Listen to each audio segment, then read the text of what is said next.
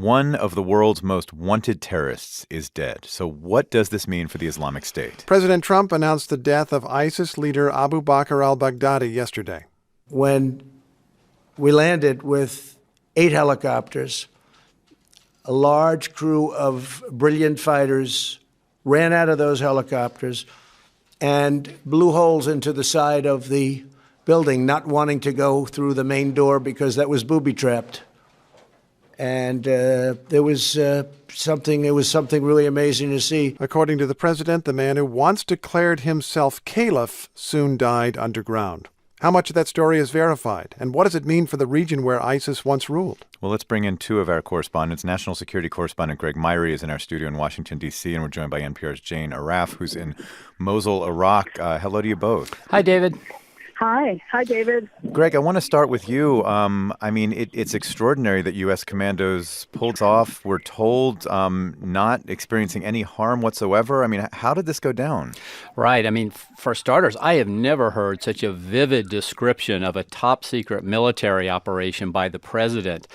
He laid all this out. It was a late-night raid on Saturday with these 8 helicopters we heard swooping in from a 70-minute flight. They had to go near areas where Russian and Syrian and Turkish troops were. Real risk there. They blasted through a wall to get into this compound, and they took fire. They suppressed the fire, killing some of the people protecting al-Baghdadi. Tracked him into a tunnel in his compound.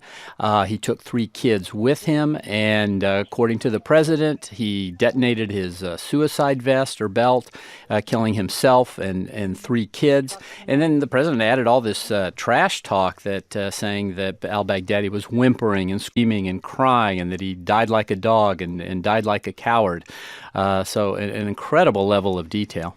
All of that detail verified from other places, or just some of it? Well, some of it, sure. Some of this stuff from inside the compound, we really have the president's word and nothing further. I want to play a clip, Greg, from the Defense Secretary, Mark Esper. He was on CNN describing the impact of this death. This is a devastating blow. This is not just their leader, it's their founder. He was an inspirational leader in many ways. He's the one when he formed ISIS in 2014, he led to establishing physical caliphate throughout the region. So this is a major blow to them. Is this a major blow to ISIS, Greg? Yes, I think if you look at it in this context, al-Baghdadi ran a terror group on an unprecedented scale. I mean, they controlled large parts of Iraq and Syria. They literally erased the border between these 2 countries. They administered big cities, gave services, collected taxes, recruited worldwide with this very sophisticated online operation. You need a leader and a structure and organization to do all that, and that is all gone. But I'll also add just a quick counter-argument. There are still an estimated 15,000 ISIS fighters in Iraq and Syria, and they have affiliates from North Africa to Yemen to Afghanistan. They're still carrying out attacks. So it remains a threat, a disruptor as sort of a traditional terrorist group. Jane, I want to turn to you. So you're in Iraq, in the city of Mosul. We should remember that city was absolutely devastated by the Islamic State before it was liberated 2 years ago. So I wonder, how are people there, people who have so much experience with ISIS, reacting to this? Well, it's fascinating. We're actually just outside the very mosque where Baghdadi gave his speech declaring the caliphate, saying that he was the new leader. And we're on a street that has sprung up with little tea shops. Some of the businesses are coming back. These people who are in these shops were actually in the mosque on the day that Baghdadi gave that speech. And so we've been asking them about that, about what they thought. And they said basically they'd never heard of this guy before, and all of a sudden he appears. But here's the interesting thing. When we ask them what they think of the fact that he is now dead, they actually, a lot of them don't believe he's dead, and even more than that, some of them don't believe he ever really existed as the man who the Americans say he was. They say he was an invention. It was all a big film. Wow, that's fascinating. Well, I want to ask you, too, it sounds like the Americans, even though they had, all of this intelligence that led them to Baghdadi, the fact that he was in northwestern Syria really surprised them. Why would that be?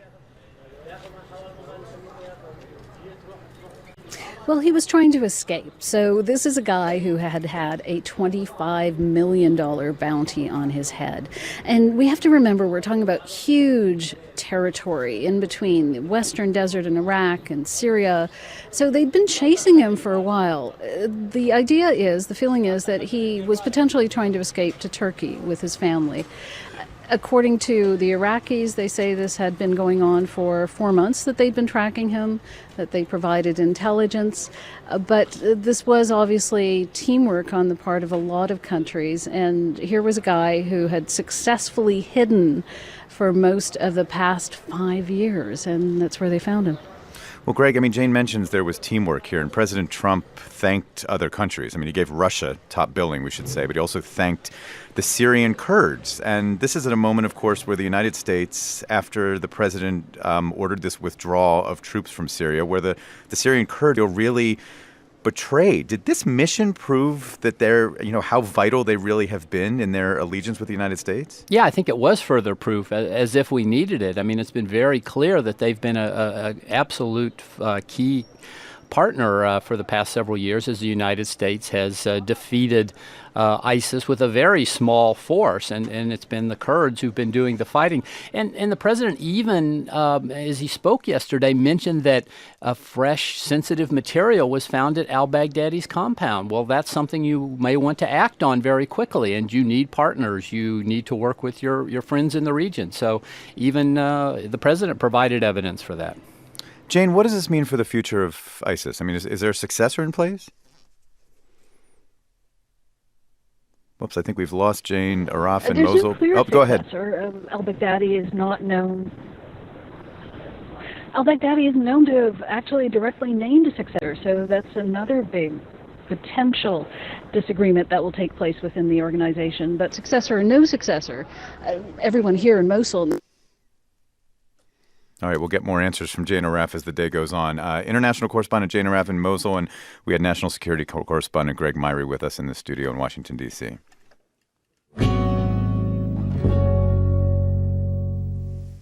All right, so here in California, the governor, Gavin Newsom, has declared a statewide emergency as the state is yet again battling wildfires. The largest is the Kincaid Fire in Sonoma County's wine country north of San Francisco. Ferocious winds have fueled that fire.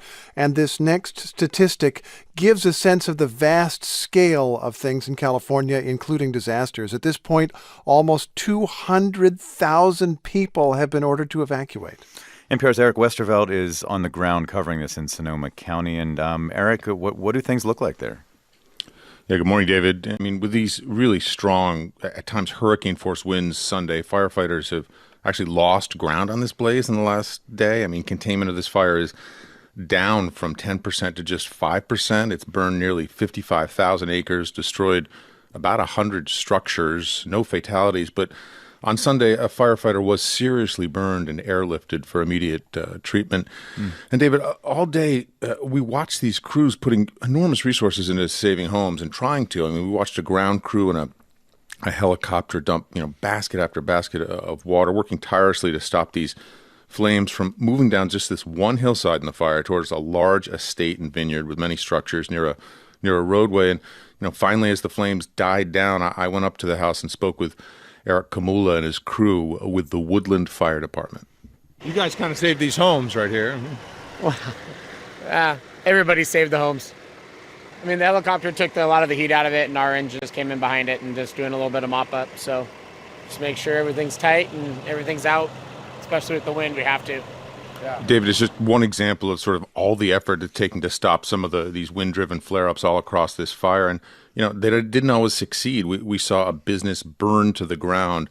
Some of the Soda Rock Winery's buildings dated back to 1869. Wow. It's always amazing to hear a firefighter just a little mop up. The duty is much harder than they're ever going to really let on. Absolutely. So these evacuations, as Steve mentioned, there are power outages to try and, avoid causing fires. There are road closures. How are people holding up in general?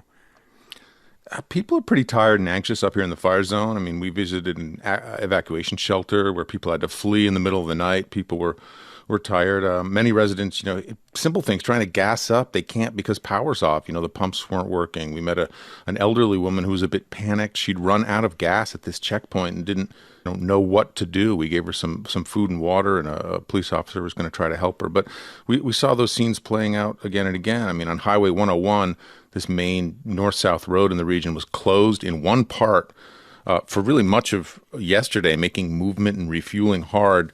We met Diane Ophel as she was stuck at an exit ramp on 101. She's lived in this area for more than 40 years and says this is really the first time she's had to flee a wildfire. People are adapting. They're figuring out what to do.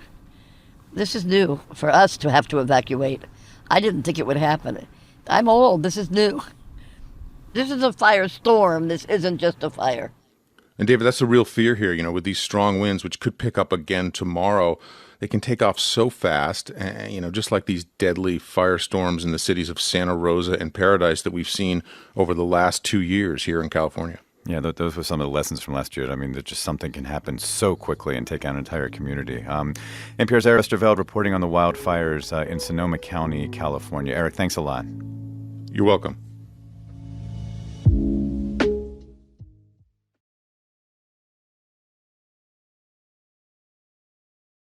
For the first time, House investigators will hear today from a White House aide with firsthand knowledge of President Trump's phone call with Ukraine's president. That's right. Lieutenant Colonel Alexander Vindman oversees Ukraine policy as part of the National Security Council, and he is set to testify about that phone call that's at the heart of the ongoing impeachment inquiry.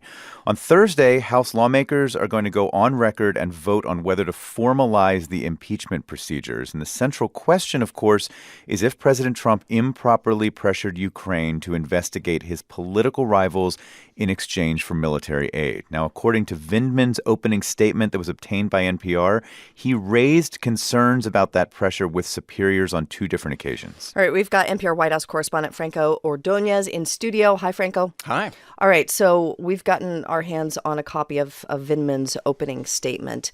What does he say about his concerns with that now infamous phone call? Well, he says that he did not think that it was proper to demand for the United States to demand that a foreign government investigate a U.S. citizen. He thought an investigation into former Vice President Joe Biden's son and his connections to a Ukraine energy company would only lead to Ukraine losing bipartisan support that it had, and that could undermine U.S. national security. And he didn't just think this to himself. He went off and reported it to his superiors? Yeah, just as David said, he raised these concerns with top NSC lawyers not once but twice, and he raised these concerns about the pressure to investigate the Bidens. He also confronted another diplomat, Gordon Sondland, the U.S. ambassador to the European Union, telling him that investigating the Bidens had nothing to do with national security and that the NSC was not going to get involved or push that effort. Okay, so we have heard this before from other people who have testified in the impeachment inquiry, concerns over this pressure on Ukraine. But tell us more about why Vindman's testimony is potentially really exceptional. As you pointed before, it's the first chance for the committee to talk with someone on the call who is actually listening to the president. I just want to note, he doesn't have to do this. He doesn't have to give an opening statement. And that speaks to the anxiety among national security professionals about these alleged efforts by the president to pressure the Ukraine government. You mentioned he's not the first. William Taylor, the special envoy for Ukraine, also raised several of these concerns last week in his explosive testimony. And Fiona Hill, who also worked with Vindman at the NSC. She even said that the National Security Advisor, John Bolton, raised some concerns and talked about this as a drug deal. And we should just say the White House line on this has been to say, the whistleblower complaint that started this off, this was secondhand, thirdhand information, and this is going to change that. Vindman is firsthand information. Correct. The White House strategy has often been to attack the character of these witnesses. Does Vindman have any vulnerabilities on that score? He's got quite a resume. He's not only an Iraqi war veteran, he was awarded the Purple Heart for his service. And one thing he does make clear is he is not the whistleblower who brought this to the attention of the CIA and the committees, and he said he wouldn't be comfortable speculating about who it is. All right, one more question. I mentioned that on Thursday there's going to be this procedural vote, but it's important. House Speaker Nancy Pelosi is going to make the impeachment inquiry formal. how's that going to change anything? It's very important. This is going to talk about next steps for the opening hearings. It's talk about disclosure of transcripts of all these witnesses. And it's also going to talk about the due process rights for the presidents, because Republicans have been complaining about this, but this really takes away one of their talking points. And so it means we're going to see more. We're going to see potentially the question and answer portion of these testimonies. That is possible, yes. All right. NPR's Franco Ordonez. Thanks, Franco. Thank you. All right, we're going to focus now on Northern California because there is a massive wildfire there that continues to spread. Yeah, there are a number of fires across California, but the one we're talking about here is the Kincaid Fire. It's now grown to more than 74,000 acres since it started last Wednesday, and high winds are forecast for Tuesday, and that could make battling this blaze even more difficult. Speaking to NPR on Monday, California's Governor Gavin Newsom sounded pretty grim, but also there was a tone of optimism. This is a reality that we're facing that I would like to describe as unique, but it's a reality that we all may be facing in the future. The hots are getting hotter, the dries are getting drier, and the wets are getting wetter. But we're going to get through it. We're going to make sure that we are more prepared, more vigilant, make sure we're more resourceful, and we're going to tackle this. All right, we've got reporter Alex Emsley of member station KQED on the line. He is in Santa Rosa, just south of the Kincaid Fire. Alex, what can you tell us about the extent of the damage at this point? Well, when this fire started, it very quickly looked angry. It was large flames burning in what was a pretty rural and rugged area, though not near any towns. But these winds have come already with this fire before and spread it very rapidly toward the Highway 101 corridor and toward a couple of towns, Healdsburg and Windsor. It seems like Windsor has kind of seen the worst of it so far, but not as many homes destroyed as we might have seen in past years, and no fatalities yet, no missing persons reported, and that's very different than what we've seen in past large fires like this. And can that be attributed to the fact that people got evacuation orders pretty early? Yeah, and I think that unlike some past years, this fire kind of announced itself. It started, and there was at least a 24-hour period for authorities to, get the word out that people needed to evacuate, and they evacuated a huge swath, the largest evacuation in Sonoma County history. 180,000 people at its peak have moved out of this area and into surrounding areas as firefighters fight this fire. And as we noted, the winds are going to complicate everything today. But I want to ask about the power situation, Alex, because we've heard, hundreds of thousands of people in California are without power, even in portions of the state that aren't burning, that aren't suffering the risk of these fires. What can you tell us about the difference? Is it making a difference to have that power shut off? It's hard to tell so far, and I think that there's a lot of annoyance around the state about these the power blackouts going on. But it's also important to remember that many of these fires have started with wind, with down power line, and with the kind of conditions that we're seeing right now. So it's a precautionary measure. It may be, overly cautious, and I guess that's something that we'll have to see. Mm-hmm. And then just briefly, the Kincaid Fire isn't the only fire that we should talk about. The Getty Fire near Los Angeles started Sunday. Just briefly, anything you can share? Yeah, it's a smaller fire in terms of acreage, but it is right up against a densely populated area. And so that fire is also going to get stoked by some high winds coming later in the day today. All right. Alex, we appreciate it. Alex Emsley from member station KQED. Okay, 2 airline crashes involving the same model of Boeing jetliner. The FAA investigated these crashes. So did the company itself, but now Congress wants answers. That's right. And today, Boeing CEO Dennis Muilenburg is expected to face some really tough questioning in dual hearings on the Boeing 737 MAX. Let's remember exactly a year ago today, a 737 MAX operated by Indonesia's Lion Air crashed, killing everyone on board. And then 5 months later, another 737 MAX that was operated by Ethiopian Airlines also crashed. And combined, those incidents took 346 lives. NPR's David Shaper is following the story from Chicago. David, good morning. The CEO of Boeing is, as David noted, facing two back-to-back committees on the Hill. What are they hoping to learn that they don't know already? Well, this is the very first time that the company has been willing to come forward and sit down and answer questions in any kind of public setting like this. And there are just still so many questions about both of these crashes that Boeing has to answer, and about their 737 MAX plane and how it was developed. They'll be particularly focused on a flight control system Boeing put on this plane called MCAS. Investigators say it played a major role in both crashes. And that system was designed with just a single point of failure, relying on just one sensor with no redundancy. And they'll want to know how a safety critical system could be developed like that and then still be left out of training and flight manuals so that pilots had no idea it was even on the plane.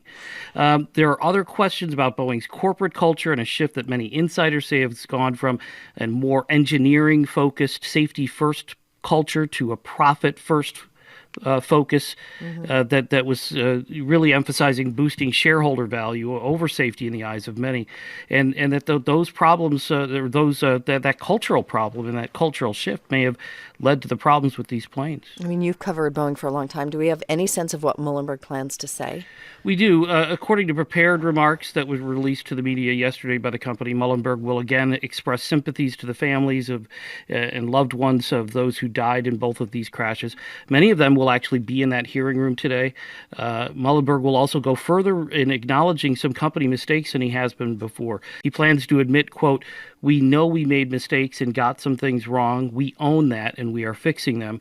But he will again be talking about Boeing's experts addressing the MAX problems, developing software fixes. And that these fixes are all going through all kinds of testing over and over again.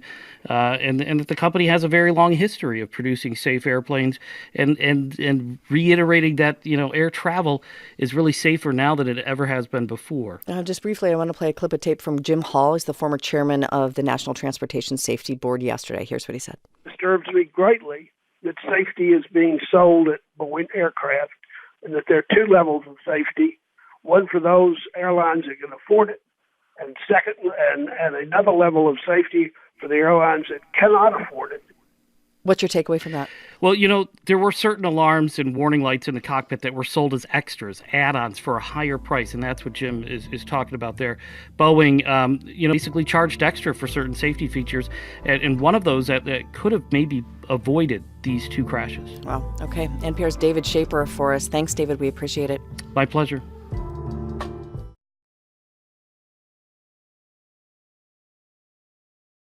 Why did President Trump really withhold military aid from Ukraine? Written testimony from a Foreign Service officer deepens that question in the House impeachment inquiry.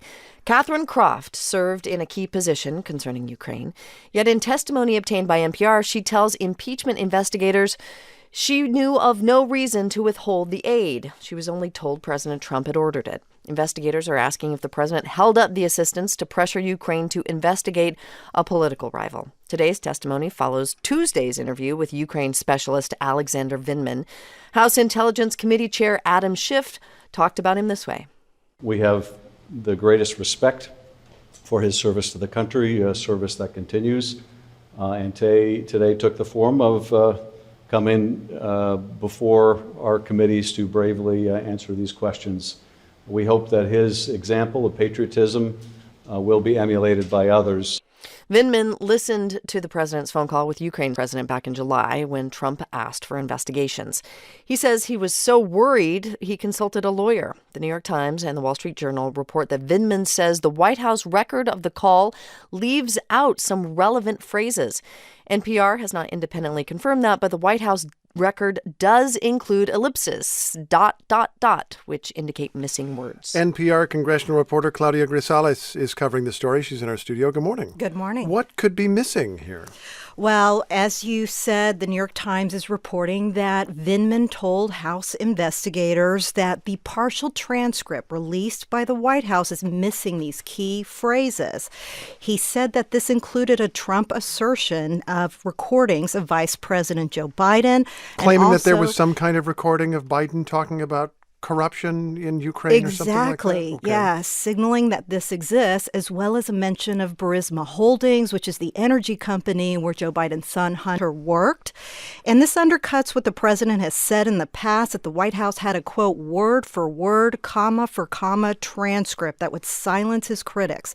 And of course, the White House has said that the transcript they released was not verbatim. I guess we should be clear, this alleged reference to recordings, we have no idea what those are, right? Exactly. We don't know if there's any secret recording or anything like that. Right. How did lawmakers respond to this? Well, Democrats called it a powerful testimony from a current White House official.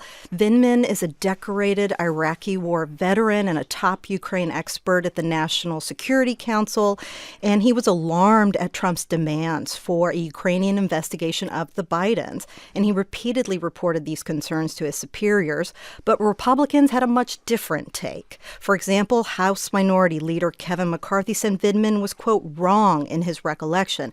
This, as other Republicans argued less with the substance of the testimony and more with the process. Take a listen to New York Republican Lee Zeldin. This process has been illegitimate. It's been without credibility. It's been without fairness. This was an opportunity clearly wasted by the Speaker. And so there were some Republicans that went after Vindman personally, questioned his loyalty or talked about his service, but many Republicans pushed back on that and said that was an area that should not be handled in such a way. Even some Republicans said it was a smear to talk about this person's patriotism yes, just because he said something that was inconvenient for them politically. Yeah. Now, there's going to be more testimony today, as we mentioned. What's expected?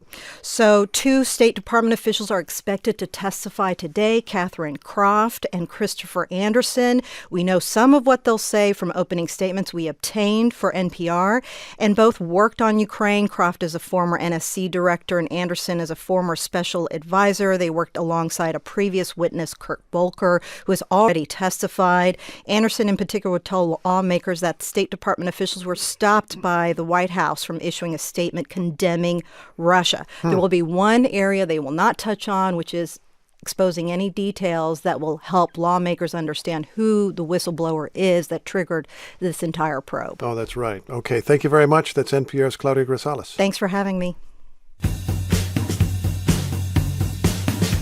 Is the Islamic State now operating without a leader? The U.S. says a commando raid led to the death of ISIS leader Abu Bakr al-Baghdadi. And yesterday, the president said on Twitter that Baghdadi's, quote, #1 replacement has been terminated. The president did not give a name. Well, who does replace Baghdadi and how much does it matter? NPR national security correspondent Hannah Alam is here. Good morning. Good morning. What is ISIS saying about its leadership? Well, it's saying nothing at the moment. The group itself hasn't even acknowledged the death of Baghdadi, much less said anything official about a potential successor.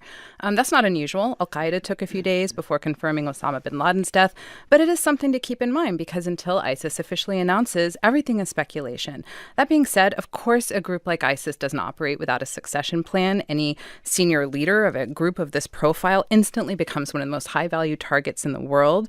It's not a job you typically retire from. You end up killed or captured. So, of course, there's a list of potential heirs, but at this point, it's a bunch of names until an official successor is designated. I suppose if you're ISIS, you're a little reluctant to make that announcement, perhaps, because that person would become a high-value target instantly. Indeed, and also we don't have a clear picture yet who's dead, who's been captured, who's still even out there able to take over the group. Any idea who President Trump was talking about when he said the second choice, or the #1 choice as a successor, I suppose I should say, was killed? Yeah, we asked about this. One U.S. official told us Trump was referring to Abu Hassan al-Muhajir, a senior ISIS spokesman, a close aide to Baghdadi. But there was some confusion because we'd already known he was dead for about 24 hours before Trump tweeted it. Al-Muhajir was said to be killed in a separate raid soon after Baghdadi's death. And certainly Muhajir was a contender, but as we've said, there have been other names floated. And for Trump to kind of boast that the U.S. had taken out the #1 replacement for Baghdadi, it might overstate the case. That other question, then, how much does it matter who the leader of ISIS is? It is important. It sets the tone for the direction of ISIS going forward. Baghdadi oversaw the group in its bloody heyday. His most important legacy is the declaration of a caliphate. He ruled, this extremist mini-state. And the caliphate idea was the big draw for the extremists who came en masse to join ISIS in Iraq and Syria. And the group was clever enough to put the focus on that mission and that goal of the caliphate rather than to make ISIS a cult of personality around Baghdadi. I spoke to Amarnath Amarasingam. He's a Canadian terrorism researcher, and he's interviewed several ISIS members, and he asked them the succession question. Here's the answer he got. Often the answer was, we're not really fighting for a person, right? We're not really fighting for an individual. We're fighting for a state. We're fighting for this caliphate project, and we're fighting for this kind of historical moment, or this kind of historical state-building moment. So, yes, ISIS is weakened. It's lost its so-called caliphate and its leader within the space of a few months. It's at a crossroads, and the next leader does face a big task about rebuilding those forces, making sure the group doesn't splinter. But the one thing analysts do agree on is don't call ISIS vanquished. Hannah, thanks so much. Thank you. That's NPR's Hannah Alam. Colleges and coaches make millions of dollars from the play of student athletes. The athletes have not. At least not until now. The NCAA Board of Governors unanimously voted yesterday that college athletes can profit from marketing their own names and images. The college sports governing body was under pressure after California passed a law allowing student athletes to make money. Kavitha Davidson is a reporter for The Athletic and co-hosts the podcast The Lead and is on the line. Good morning. Okay, let's try again for Kavitha Davidson of The Athletic. Are you there, Kavitha? Yeah. There we go. Hi there, Kavitha. You're on. This is Steve Inskeep. How much pressure was the NCAA under? Yeah, hello? Hi there, Kavitha. This is Steve Inskeep. I'm not sure you're able to hear us quite clearly, but we're going to get there, I think. What we're asking is how much pressure the NCAA was under to make this change. Hello? Hi. We'll try one more time. I haven't changed anything. I'm on You my are Skype. live on the air, Kavitha. Hi. You are live. Hello, how are you? Hi, it's Steve Inskeep. So we've introduced this story. How much pressure was the NCAA under? Well, they were under a lot of pressure. So earlier this month, California Governor Gavin Newsom passed a bill granting what's known as nil rights to college athletes. That's the right to profit off of their names, images, and likenesses in the form of sponsorship deals with jersey companies, getting paid for signing autographs, that kind of thing. Now, other states like Ohio and Florida had been exploring similar deals, similar bills, but we actually had Governor Newsom on our podcast, and he said that one of his goals in signing this bill was to put pressure on the NCAA to address this issue as a whole. And then you have people like Senator Cory Booker, who we actually interviewed for today's episode as well, and he's proposed a plan as part of his presidential platform that would in part bring this issue under federal law. So there's been this growing legislative pressure on multiple fronts. And then in May, the NCAA's Board of Governors put a commission to study the issues raised by these various proposed laws. And the NCAA's announcement yesterday came from the recommendation of this group. So I want to understand this when they say that they can profit, athletes can profit off of their names and likenesses. This is marketing deals, right? It's not that they're going to be paid some kind of salary for playing, right? Exactly. The NCAA is very clear in their language that they're not opening a door for athletes to become employees. And this is not pay for play, so to speak. Athletes cannot be compensated by the university directly. They can sign deals with outside companies. Now, the California bill has specific language there that also prohibits athletes from signing deals with outside businesses that conflict with existing deals that the universities might have. So, for example, if a university has an apparel deal with Nike, an athlete at that university can't then go sign an individual deal with like Under Armour. Kavitha, thanks for the update. Really appreciate it. Kavitha Davidson is with The Athletic. She co-hosts the podcast The Lead.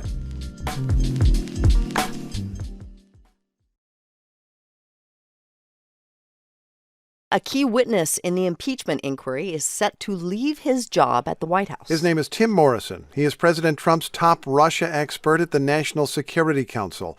And the timing of his departure is notable because he's set to testify today in the House impeachment investigation. So what is Morrison expected to say, and how might his resignation affect impeachment proceedings? NPR White House correspondent Franco Ordonez broke this story about Morrison's imminent departure, and he is in the studio with us. Hi, Franco. Hi, Rachel. So you have confirmed this, that Morrison is expected to leave his White House job imminently.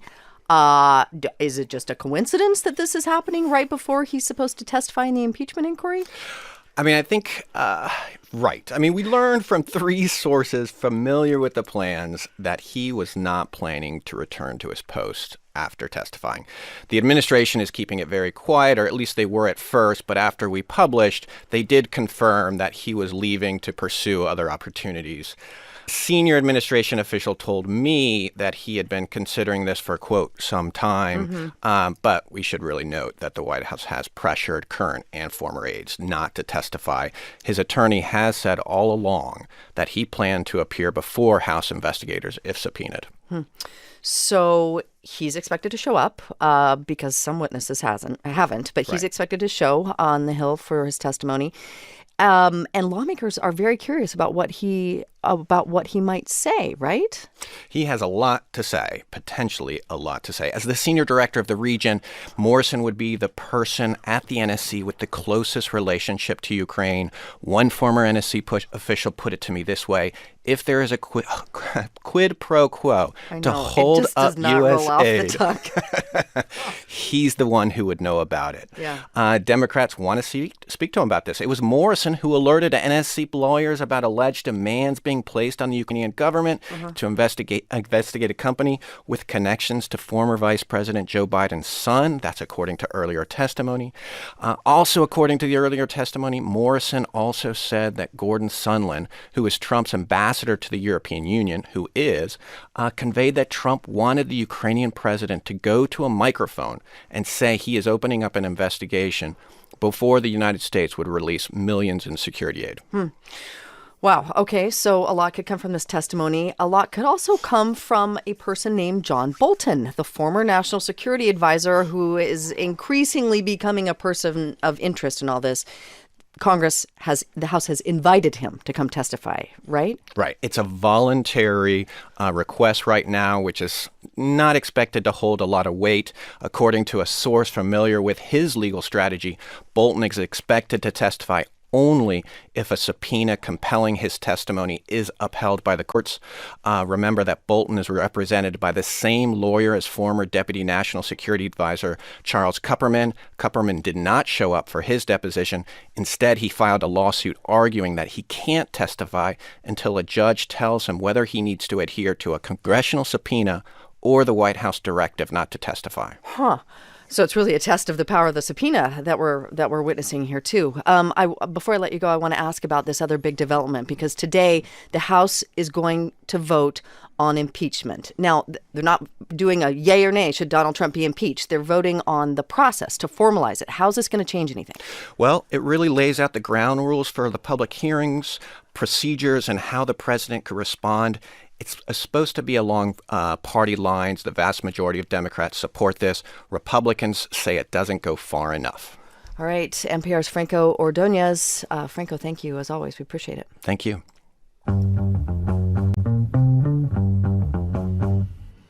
Twitter is taking a different road, diverging from its rival Facebook in a big way when it comes to political advertising. The Twitter CEO, Jack Dorsey, says online advertising carries, quote, significant risks to politics. So he is banning political ads on Twitter from anywhere in the world starting next month. This is a sharp contrast with Facebook, which is under attack for allowing politicians to buy misleading or false ads. Here's Facebook's CEO Mark Zuckerberg earlier this month defending Facebook's policy at Georgetown University. We don't fact-check political ads, and we don't do this to help politicians, but because we think people should be able to see for themselves what politicians are saying. And for the same reason, if content is newsworthy, we also won't take it down, even if it would otherwise conflict with some of our standards. NPR's tech correspondent Shannon Bond joins us now from San Francisco. Good morning, Shannon. Hi, Rachel. So why is Jack Dorsey, the CEO of Twitter, why is he making this move? Well, I think it really shows how different Jack Dorsey's worldview is from Mark Zuckerberg's. So Dorsey says he's doing this because he thinks internet ads for political campaigns and issues are just too much for our democratic institutions to handle. He says when Twitter lets politicians pay for these ads, and remember, these are the ads that show up in your feed as promoted tweets. Mm-hmm. So when those happen, it's, Twitter's forcing those messages on people who didn't seek them out. And that's really different than when people choose to follow a politician or maybe see a retweet from somebody else they follow. Twitter's struggled for a while with how people are using and misusing the platform, from hate speech to bullying to disinformation. And they've tried to take some steps before to fix things, but this is the most dramatic move that Dorsey's made to, attempt to clean up the platform. Zuckerberg, on the other hand, as we heard, has been defending Facebook's hands-off approach to political speech by saying this is all about protecting free expression. So we should just be clear. President Trump has a massive Twitter following, and he is obviously running for re-election. This isn't going to affect his personal feed or any other candidate's personal feed, right? They can still promote themselves that way. That's right. I mean, Trump's 66 million Twitter followers will still be able to read his tweets. The difference is he can't pay to promote tweets about the election or about political issues. But that didn't stop the Trump campaign from hitting back on this. His campaign manager called it a very dumb decision and said Twitter is walking away from a lot of money. But they've gotten applause from Democrats, including former Vice President Joe Biden, Senator Mark Warner, Representative Alexandria Ocasio-Cortez, and Hillary Clinton, the 2016 Democratic nominee. So is this going to put any pressure on Facebook? Does Facebook and Mark Zuckerberg feel secure where they are, or is this going to pressure them to make a change or reevaluate? I think there has been pressure, and there's going to be more pressure on Facebook, because before now they've been able to say, look, we're taking the same position as Twitter and Google. I don't think it's right for a private company to censor politicians or the news in a democracy. And we are not an outlier here. The other major internet platforms and the vast majority of media also run these same ads. Not anymore, though. Right, and now Twitter's broken from the pack. Zuckerberg says he's also considered banning political ads, but he doesn't want to do it. It goes against his idea that they should be promoting free speech. Zuckerberg says that argument's flawed and that political messaging should be earned, not bought, not amplified. All right, NPR's technology correspondent Shannon Bond for us this morning on this announcement about Twitter restricting, or banning rather, political advertising. Shannon, thanks. Thank you.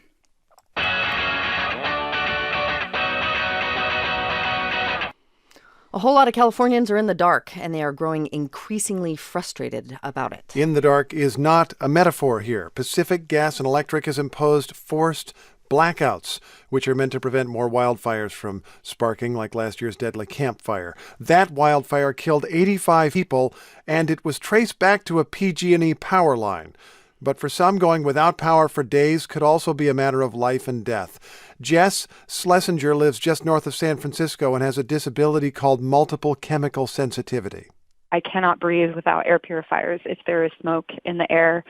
For someone like myself, I cannot survive without power during fire season because I will get so sick from the air. Schlesinger says a friend was able to take her to Oakland where the power was on. So there are a lot of risks to people who are medically vulnerable right now with these power outages. Could they have been avoided? We're going to talk with Dan Brecky. He's a reporter with NPR member station KQED about this. He joins us from San Francisco. Dan, thanks for being here. I want to get a sense of the scale of this. How widespread are the outages? Can you tell us what effect you're seeing? Well, the service area for PG&E covers most of California. It's vast. And at various times, somewhere between 2.5 and 3 million people have been without power in that service area. So the effects are everything from people losing all their refrigerated food, restaurants losing, all of their supplies, to problems like we heard from Jess Schlesinger just now, medical devices that they depend on not working. We've heard of dialysis centers closing down. And then out in the world, traffic signals don't work in a lot of places. The cellular network in some parts of California, up in the North Bay, just north of San Francisco, for instance, more than half of the cellular sites were out at one point. So this is sort of intruded into every aspect of people's lives. Well, California's Governor Gavin Newsom has been pretty quick to blame PG&E for the outages. I mean, it was a move intentional by PG&E. Let's play a little bit of what he told NPR. We've had a decade plus of mismanagement of our largest investor-owned utility, PG&E, greed and complete dismissal of public safety. That cannot continue, and we have a specific strategy to help them help themselves get out of this, but it's not going to happen overnight. It sounds like Newsom is saying there that these blackouts, the intentional blackouts, didn't have to be the course of action. Well, at one point maybe that was the case, but the situation we're in now, after several years where we've had devastating wildfires caused by electrical equipment, both regulators and the big power companies themselves don't see any other way. And if we sort of look to Southern California, where we have two big electric-caused wildfires, I think we see the reason why. So this is going to be just the way life is in California. Do Californians just get used to the idea that in fire season, which is increasingly many, many months in a calendar year, that power's going to... Well, for the time being, but there's going to be a big discussion about this. There's an investigation by regulators about how the power shutoffs have been conducted, and we'll see where we go from here. All right, Dan Brecky with our member station KQED in San Francisco. Dan, thank you for your reporting on this. We appreciate it. You're welcome.